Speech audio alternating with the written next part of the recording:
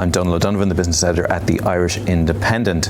Now, the vexed question of how many homes Ireland needs every year has bedeviled policymakers and researchers for almost a decade. Unfortunately, the answers are getting more complicated than less complicated, according to new research from the ESRI. Report today suggests that the housing need per year could be anywhere between 35,000 homes, which we're very close to achieving, and 53,000 homes, which would be a very, very long way from where we are.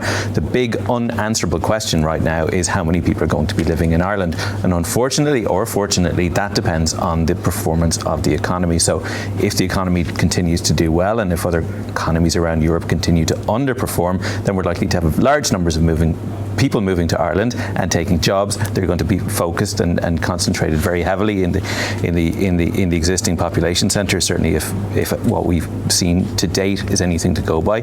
On the other hand, we could have a scenario where the economy maybe gets a shock or underperforms, and we could have far, far fewer people coming to Ireland, and that would mean that we would have a much, much, much reduced housing need. How policymakers can cope with that is very, very difficult to say. Somewhere between 35,000 and 53,000 homes are needed a year. The problem is if we produce too many, we know from the past experience you end up in a ghost estate scenario, the worst case scenario, and if you produce too few, as we know right now, you end up with people who have nowhere to live.